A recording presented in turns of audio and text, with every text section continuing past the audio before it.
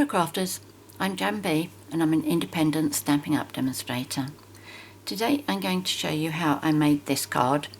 I showed it on my blog a week or so ago, and I had a few questions come back about how I did the baker's twine, and so I decided to do a video. It's a lot easier to explain visually than trying to put it into words.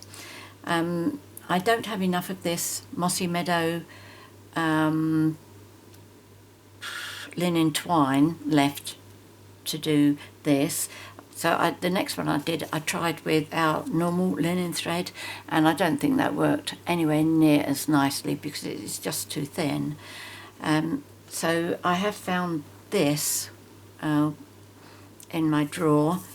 I'm not quite sure what it is. I think it's probably garden green, but that is going to go just as nicely. I think it's a good thickness like this one, so that's what I'm going to be using today. Hopefully it works in alright. I'm going to change my colour scheme, but that's about it. The designer series paper that I've used is from Garden Lane, and the one that I'm going to be using now is Garden Lane as well. So to start off with, let me tell you the card pieces that you're going to be needing. So my card base is in Crumb Cake, and this measures 8 1/4 inches by 5 3/4 inches, which is 21 by 14.5 centimetres, and then 2 pieces of Mossy Meadow, and they should measure 3 7/8 inches by 5 1/2 inches, which is 9.8 by 13.9 centimetres. 2 pieces of Crumb Cake, which measure 3 3/4 inches by 5 3/8 inches, which is 9.5 by 13.6 centimetres. And then some Garden Lane Designer Series paper, which measures 1 7/8 inches by 5 3/8 inches, which is 4.8 by 13.6 centimetres. And then you need a piece of Mossy Meadows and a piece of Whisper White. Now these have been die cut using our rectangle stitched framelits, and these are the regular ones, and that's these oblong ones, not these slim ones, the regular, and that's number 4 and that's number 5. If you don't have these, then you need pieces of cardstock, Mossy Meadow, which measures 2 5/8 inches by 4 inches, which is 6.6 by 10.1 centimetres, and the Whisper White needs to be 2 1/4 inches by 3 5/8 inches, which is 5.7 by 9.2 centimetres. And then you need a little bit of scrap of Whisper White for the daisy that I've put inside. I put Clear Wing of Stella on that, and I don't really like it, so I'm not going to be doing that on this one.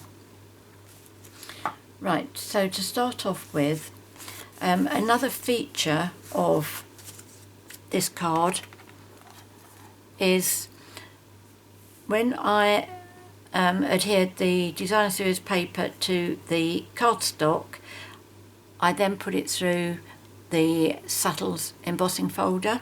So I don't know if you're going to be able to see. Yes, you can. You see how the designer series paper has also been embossed, which I think is really lovely effect. So that's what I'm going to do on here. So I don't need those because I've cut mine already. And this is going to be my front piece. So if I adhere that on there first, and I'm going to use Tombow, if I can find my silicone mat.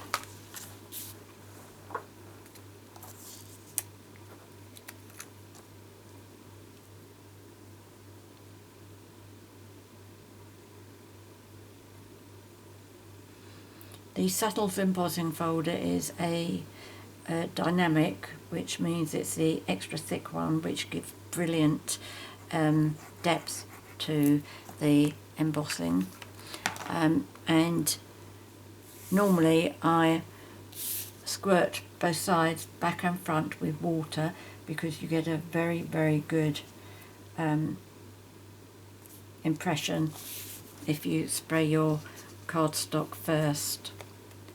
But as this is going to have wet glue on the front, I'm only going to spray on the back. Okay, I'm just going to put some water on here. Obviously I can't do it in front of you because of the position of my camera, so I'll have to hold it out to the side, but you will be able to hear me go tch.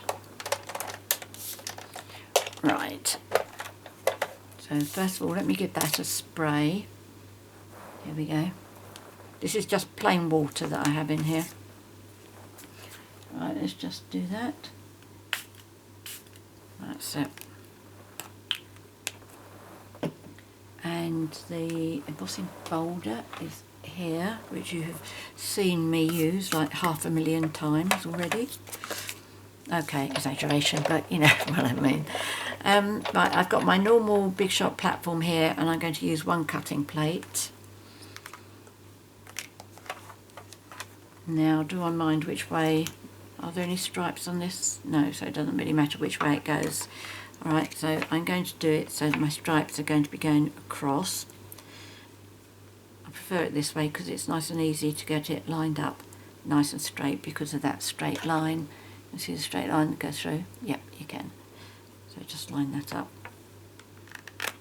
Okay, and I've got my right side facing where it says Stampin' Up and Sizzix.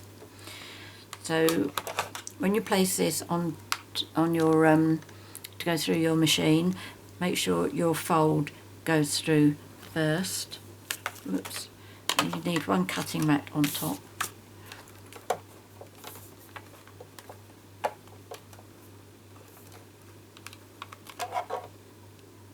That looks as if it moved, but I forgot I've got a crumb cake in there. Right, so make sure that's all fitting in nicely there and not sticking out at the edges.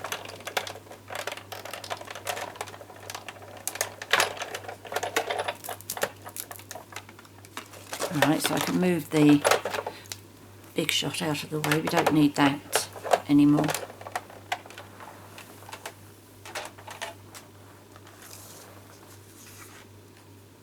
And that's lovely.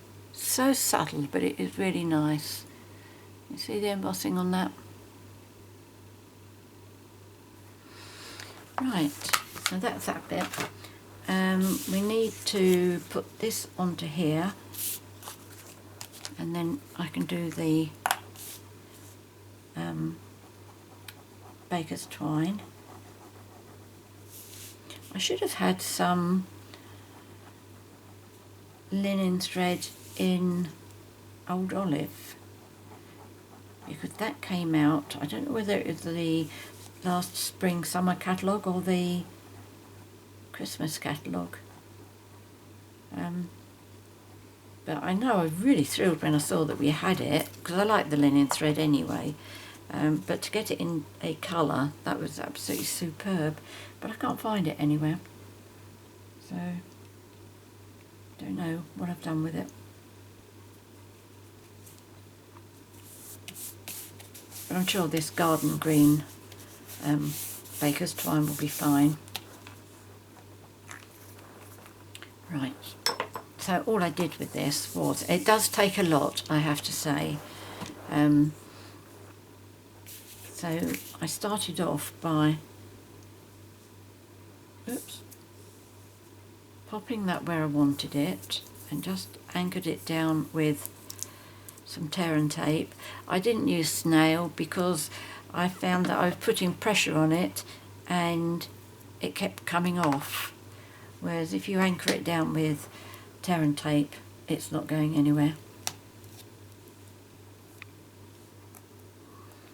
Now I haven't done any like measurements on it. I haven't used my grid paper. I really have just eyeballed it. I think it's quite easy to do. So where I come round on the first one, bearing in mind I want to get 5 of these on the way down, and I want them to be about the same size gap with all of them. So looking at that one there, okay, so there's 1, 2, 3, 4, 5. Okay, so that gives you an idea of how slanted you can afford to go, which I think is probably about like that. So once you've done the first one, turn it over and go straight across, and then turn it over, and then you start coming down, but you make sure that you've got the gap there the same, and now you've got to keep that gap the same all the way down. Let me just see if that looks about the same. That's there. Oh, that's quite a lot closer than that one. What's it like on that side? Yeah, that looks quite a lot closer. So let me, in fact, I wonder what that is. Let me measure that. Where is it? From that one down to that one. That's about 1 inch. Okay. So let me measure that on my grid paper. Yeah, that's about 1 inch. What you could do actually is you could go along and mark 1 inch down on the back here to see how it comes across. Anyway, when you get to cross over to the other side, you need to go what is more or less straight, and then you want that gap to be about the same as that one, and then that the same as that one. As I say, I didn't measure mine, I just eyeballed it.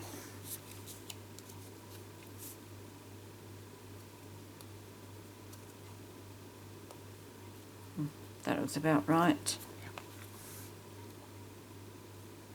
And it's coming quite slanted on the way on the back.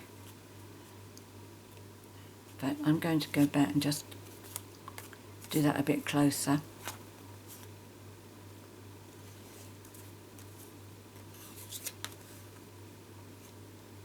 Once you get the hang of it, you can do it quite quickly.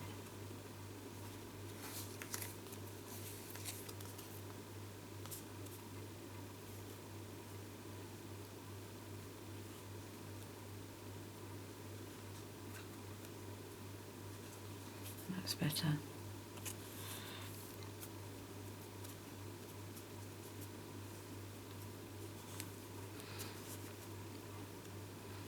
Just take your time and redo it if necessary, because the finished effect will be worth you having taken your time with it. So that's 1, 2, 3, 4, 5. Okay. So that should come down more or less to the bottom, which it has. So I've got the same sort of gap there as I have there. Just come down a little bit more. In fact, no, I'm not, because otherwise it means I've got to move all the others down. Let's undo my roll a bit. Right, now we're going to start. No, come across straight first at the back, and then that should be level with that one. So you can start going up, and you should cross over on that line, but you shouldn't cross over with the thread on there. Okay, so I'm more or less there. I'm not touching that side.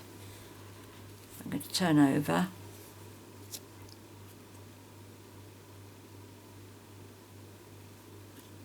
That's going to go up there. Okay, so I'm crossing over again there.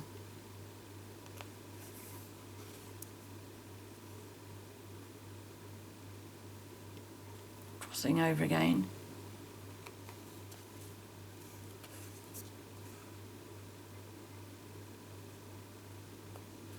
Crossing. It's a little bit. No, that's all right. It's there. And then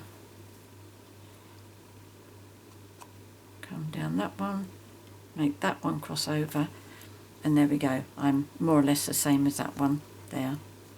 Okay, they're not spot on, as you can see, but they're more or less correct, and they're not overlapping on any of these. Again, some of the gaps are a bit different, but you know, it's good. It is something different. Right, so take that. Can I tear this? Yes, I can.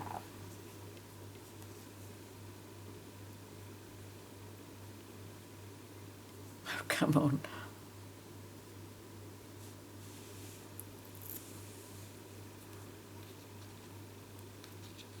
Oh, clever. Look what I've done. I've taken... That's on there, but I've also got a sticky on my hand as well. Look. I don't... Oh, it tore. That's why. Right, go on, go down. Just hold that for a minute for me. God, I've never had that happen before. Mind you, I don't normally tear it.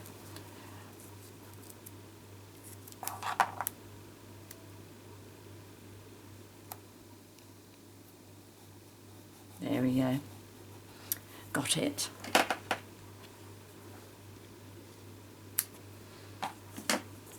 So that's 2 videos recently to show you different ways of doing things with baker's twine. Was the other one baker's twine that I did? Yes, it was, wasn't it? So there we go. Now we can do our stamping, do our image, which is this one. The stamp set is called Over the Moon, and it has 3 delightful cows on here, really absolutely super.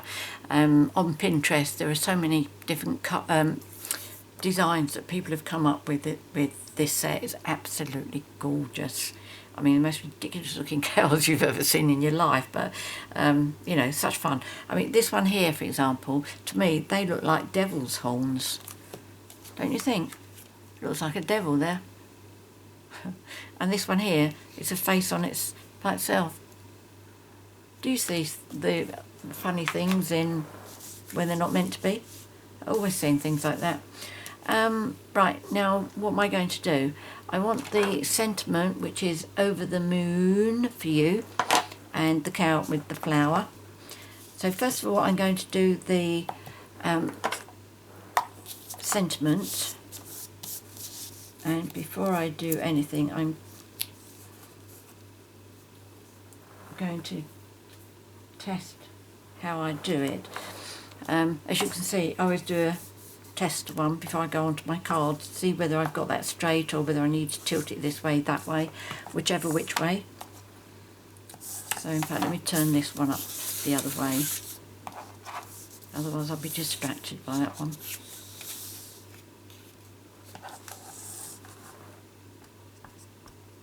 I can't remember whether I had to tilt it or... I think I did actually, didn't I? Was that the way? Yes. Yeah, that's good. That's straight, isn't it? Yeah, that's good. Okay. And the sentiment on this one I have at the bottom. So let's get that right down here. How far can you see? Have I just gone off the screen there? Yep, okay.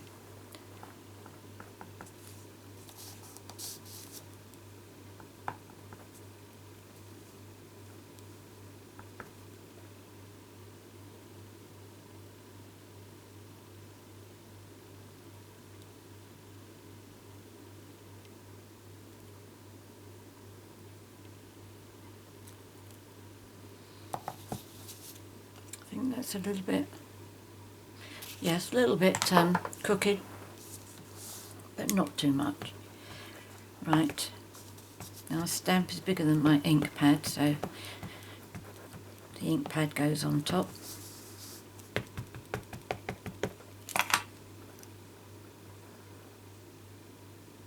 I'm having to work quite quickly with the ink because the weather is absolutely gorgeous here, and I've got my ceiling fan on, which means it's drying everything up really quickly. I tried doing some heat embossing earlier on today, and that was a bit of a joke. But I'm not complaining, never complain about nice weather. Right, so let me see, what colours did I use? Let's bring this one back in. So for the horns, the ears and the face, I've used ivory, which is one of the two skin tone blends that we do. The other one is a much darker one, and that's called bronze. Just do a little bit in the ears there. I have to go back and give this a second coat, because by the time it dries it goes really quite pale.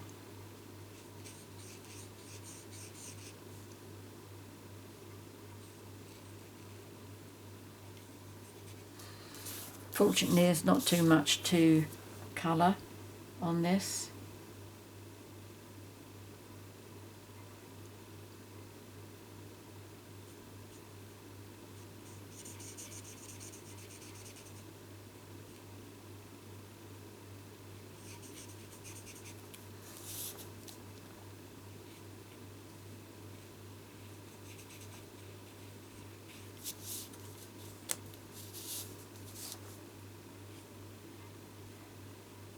Just go over this a second time. This one doesn't have light and dark. Ivory is.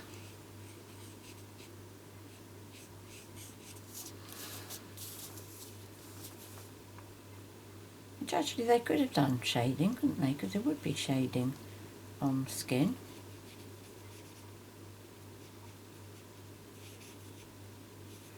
There we go. That's the face. Yes, I know it's his like nostril bits, but it looks like a face to me. There we go. So that's that. For the centre of the flower, I use the dark daffodil, Daffodil Delight, which is a lovely yellow, that is. Where's my black? Oh, here we go. This is the dark basic black. Yep.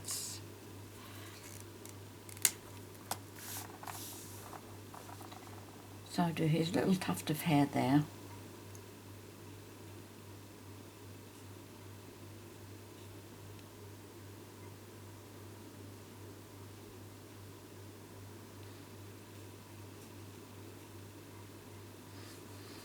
And his little tail bit, tassel on his tail, and he's got two large areas of black.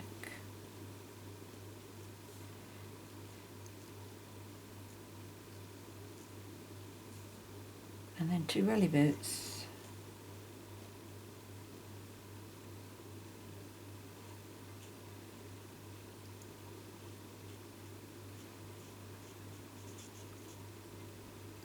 I mean, you could go to town and do any sorts of colours you wanted for this. But I'm all for keeping it simple.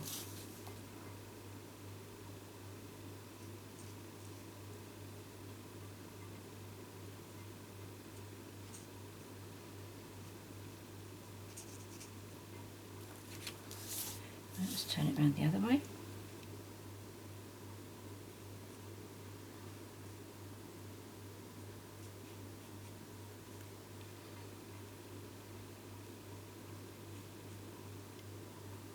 Do hit the fast forward button if you don't want to watch me colouring.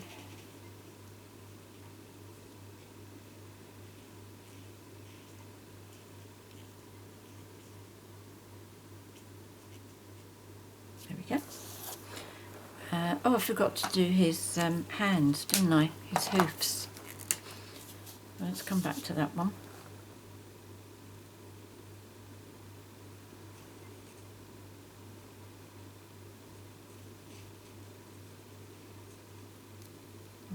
do a second coat for this one. And a second coat for that one. And just the leaves. What colour did I get for that? Old olive, dark old olive.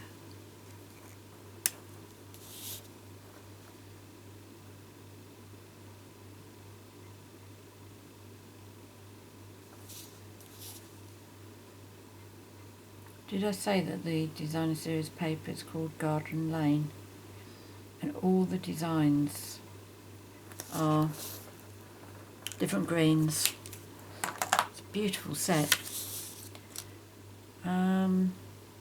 So that's it. All done. Right, so I'm going to adhere it onto this one. Again, good old Tombow.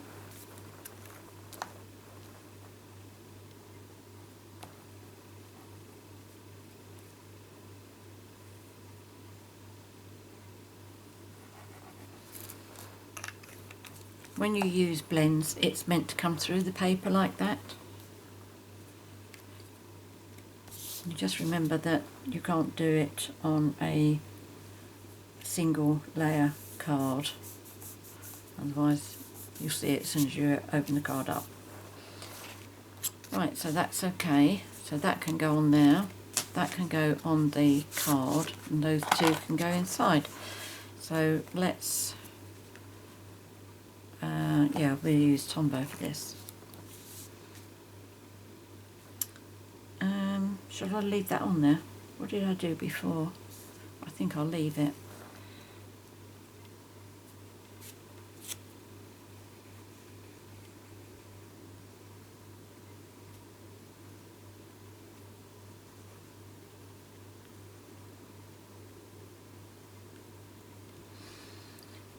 Just going to make sure that as I'm putting Tombow on, I'm concentrating on the cardstock at the moment, but I will go back and make sure that I'm catching the actual baker's twine.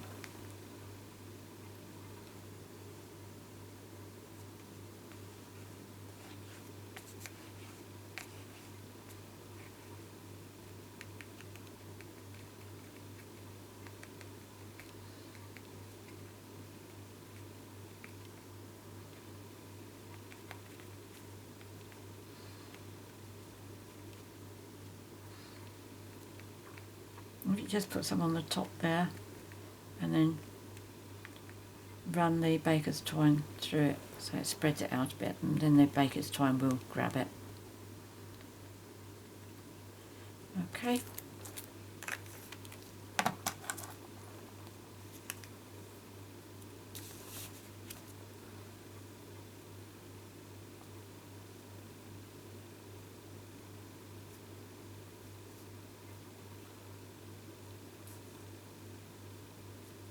There we go. So that will keep all the baker's twine in place for you. A couple of mine walked over, look, see, they've gone. The cross isn't on the piece here, but I won't notice once we get the image on there. So that I'm going to put on with dimensionals. Oh, running out here, look at this. I wonder if I'm going to have to get a new packet. No, I think I am going to get by the skin of my teeth. One there. It's a bit overkill, but it finishes off the packet.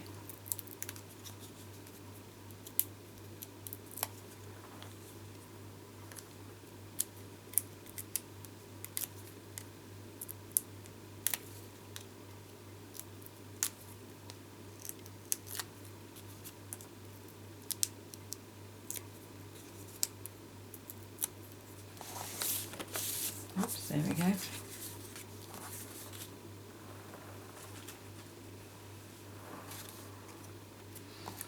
So you can decide whether you want this centre, up the top, wherever.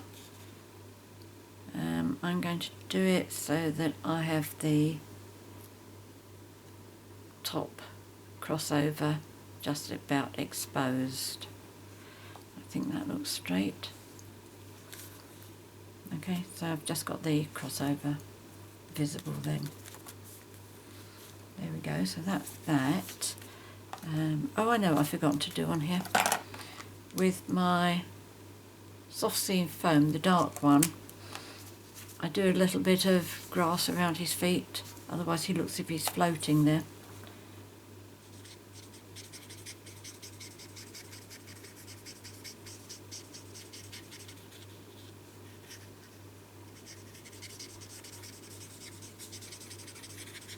Okay, that looks a lot better. So that's the front. I've run out of these little faceted, coloured faceted gems, so I can't do anything for that. I'm going to pop these two pieces in. And let's do that one first. And then for the inside, I'm just going to do a double layer daisy. But I'm not going to do the Wink of Stella on it.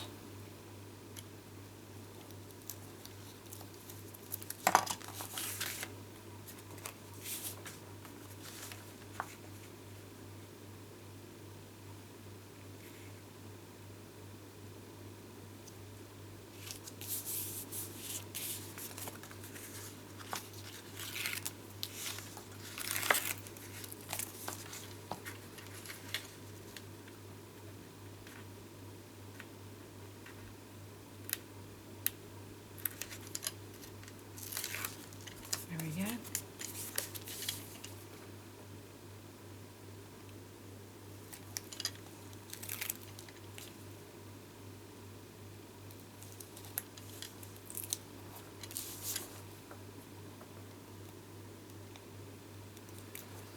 That's it. Now this I'm going on the inside, on this side, tip it upside down.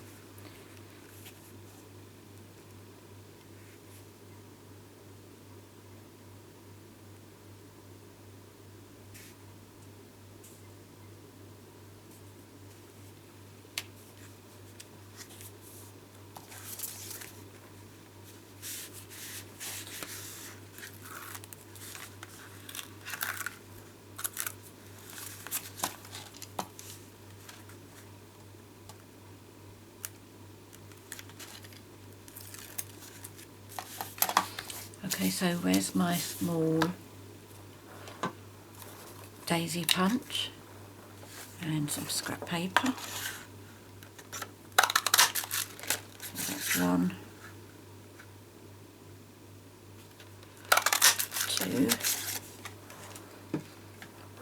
Now I know this is going inside my card, but I still like to curl the ends. Because once they're curled, they're never going to be absolutely perfectly straight again. So, at least when the recipient opens up the card, they will see that it did have some curl. And it might encourage them to actually curl it up again before they stand it up on the shelf. You never know, do you? Right, so let's put a little bit of Tombow in there and offset this. So I put one petal in between the gap there, and then I make sure that the one opposite comes through the gap on this side. Therefore you should have a petal in all the gaps. Okay.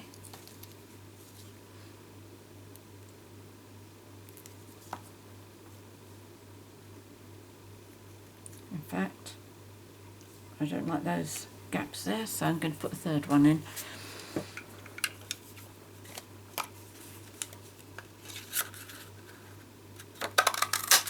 There we go.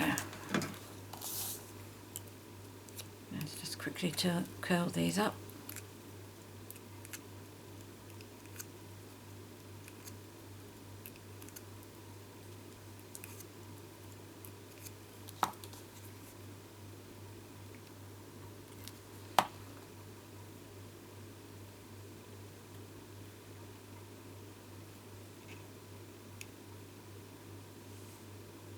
There we go, that's a lot better. That's it, it's that one and that one I wanted covered. Much better. I need something yellow here, don't I? Can I just colour that in?